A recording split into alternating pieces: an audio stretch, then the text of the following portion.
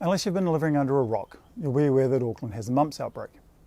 There have been numerous other confirmed cases around the country. The media coverage has at least one story a week about the ever-increasing numbers affected and the large numbers of unvaccinated fueling the spread. Recently, this outbreak has been declared an epidemic. The Ministry of Health and medical professionals are urging people to get vaccinated, even if they're up to date. Should we be afraid? On December 21st, the New Zealand Herald ran a story declaring the outbreak had now become an epidemic. The chief executives of Auckland's 3 DHBs had written to the Ministry of Health claiming the outbreak could not be contained and now was an epidemic. But when you, as a parent, hear the words epidemic and disease in the same news story happening in the city and country you live in, against a disease you have protected your children against by having them vaccinated, how do you interpret the word epidemic? What runs through your head when you hear that word? What do you immediately think? Contagious? Infectious? Rampant? Deadly? And talking to other parents, you would think it's a zombie apocalypse. And there's always one group of people to blame. But what makes an outbreak become an epidemic? It's not what you'd think, and the media play on that. Health officials declare an epidemic when the number of confirmed cases is more than the number of cases they would expect to see for that time period compared to previous years or seasons. An example would be the amount of people in winter with colds and flu symptoms arriving at hospital or A&E. You just wouldn't see that in the middle of summer. So at some point, an epidemic would be declared. So there's no such figure. Instead, they give you a word to mull over, to create a sense of fear and tell you the desired action they want you to take to protect you and your family. It's called persuasive marketing, and advertisers bombard you with it daily. In this case, health officials and media are using it as news. I teach this to my clients on a daily basis. Every time you land on their website and take the desired action they want you to take. It's marketing 101.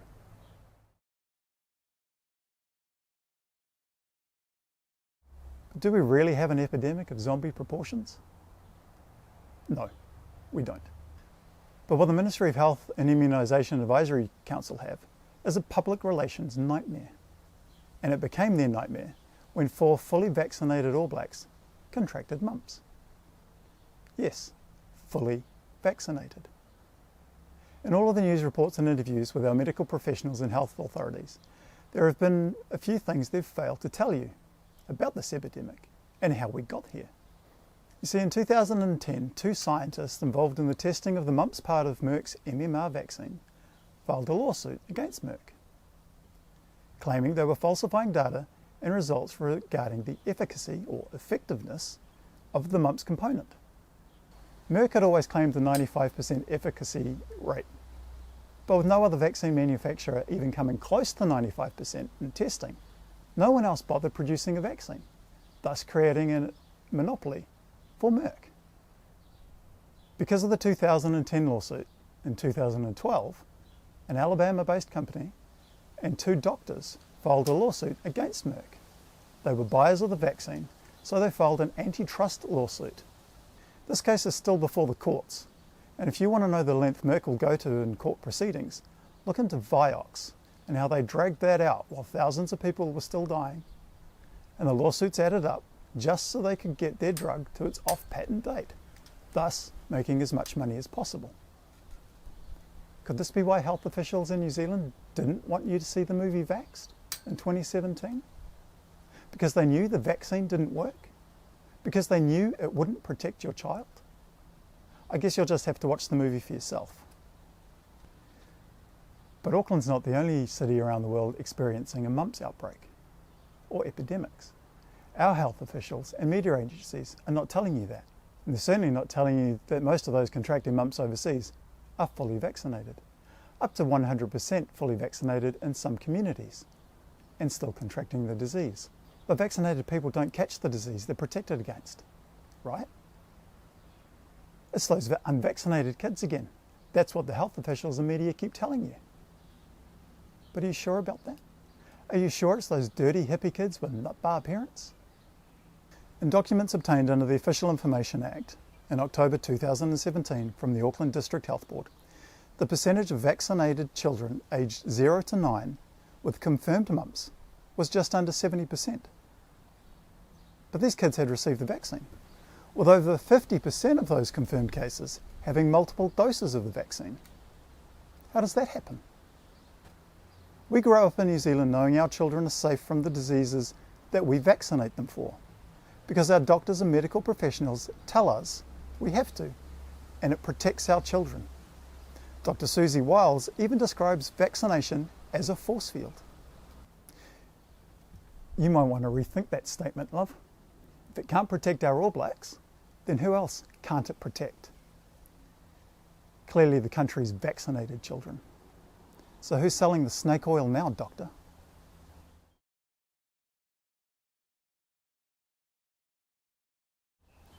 In December 2017, news broke of a young woman who was misdiagnosed by 3 different doctors, which was later confirmed as mumps. We're in the middle of an epidemic, and 3 doctors missed that? 3 doctors failed to swab and test someone with blindingly obvious signs of a disease that the DHBs are unable to contain. So when the Auckland Regional DHB write to the Ministry of Health to advise them they cannot contain an outbreak, is it because they simply employ muppets? Or did the doctors fail to diagnose that she had mumps because she was fully vaccinated? You see, if your medical records show that you have been fully vaccinated against the disease and you present with symptoms of that disease, the doctors will not test you for it. Why? 2 reasons. Firstly, they're trained, taught and told that vaccines protect you with a force field. So there's no way you could ever contract a disease you're vaccinated for. Secondly, if they start testing fully vaccinated people for the diseases they're supposedly protected against, then that doctor's going to start getting pain in the ass phone calls from Ministry of Health and District Health Board officials with a please explain. Because fully vaccinated people don't get the disease they're vaccinated for. Right? I wonder what other diseases we're currently experiencing outbreaks of that our doctors won't test your children for if they are vaccinated. I'll give you a hint. But the news stories and figures being obtained from official information documents clearly show that the vaccinated are equally susceptible to catching diseases they thought they were protected against. And this is why IMAC and the Ministry of Health have a PR nightmare, because mum and dad citizen are beginning to wonder why they can smell bullshit. Through all of this outbreak, there's been one constant and consistent message from our health officials. It's because of the numbers of unvaccinated people. Firstly, it's low vaccine coverage. Some parts of the community you're seeing maybe 30, 40, 50, 60% in some pockets who haven't received the vaccine. So 30, 40, 50, 60% in some cases? Wow, that's a lot. And when a familiar face is repeatedly rolled out by the media in times of a vaccine preventable crisis, you believe and trust those figures are correct. But this is where the bad smell gets a little more funky. Because on sciblogs.co.nz in September 2017, the good doctor writes that we are just shy of the 95% target vaccination rate since 2012. Hang on. She's just gone on TV and told us 30 to 60% are unvaccinated. So Helen, are you just giving us your Keno numbers, or are you making this up as your PR nightmare unfolds? And add to this circus show, after years of television, radio, web and print media, where you're telling parents that vaccines are effective, here you are, now saying you knew the mumps vaccine isn't very effective. On top of that, Helen Pertusis-Harris says the mumps component of the MMR vaccine is only 86% effective, and it wears off. It's sort of in the 10 to 15 years you start to see more cases in the vaccinated. So when you put all of that together, you've got a perfect storm for an outbreak. You knew but failed to advise the public. I wonder what else could be wrong with the MMR vaccine, Helen? Perhaps mums and dads should take a look at the movie that you don't want them to see.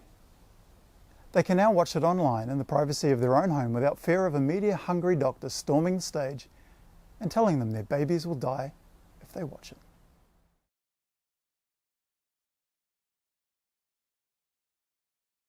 For all of the parents out there who take their child to be vaccinated and then assume they're vaccinated, think again.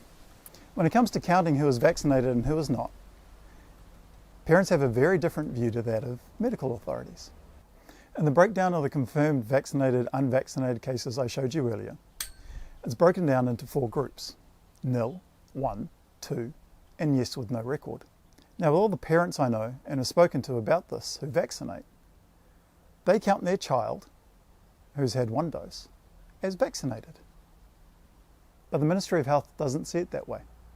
Anyone who has not received all doses of a vaccine schedule, in this case 2 doses of MMR, one at 15 months and the second at 4 years, anyone without both doses is labelled as unvaccinated. And I know a lot of vaccinating parents who are unhappy about that. Ministry of Health are taking the no dose and 1 dose groups and counting them as 1 group. Try taking that to a high school stats teacher and seeing if that will pass. With just over 300,000 under 4 years old in this country, and very high vaccination rates, and very small sections of our community who don't vaccinate, does this mean health authorities are manipulating the numbers to make things look worse than they actually are? And add to this, they're now telling us of a lost generation of children who missed out on their 2nd dose in the 1990s. Are those now adults also classed as unvaccinated in this epidemic? Remember, there's a lot of vaccinated people out there contracting mumps. And that cannot look good for a government and pharmaceutical funded organisation like IMAC. And it's certainly not good for the Ministry of Health. But what is hilarious to those who choose not to vaccinate is that your partially vaccinated child, who you have so lovingly lined up for their IMS, is looked upon by our medical authorities as unvaccinated. How do you feel about that? How do you feel about your child being lumped in and dragged through trial by media with our disease-spreading children? Think about that next time you hear a medical professional or media personality blame the unvaccinated, because they're blaming you. They're blaming your child, simply to make the numbers look drastically worse than they actually are. I think it's time parents started asking some simple questions about vaccines.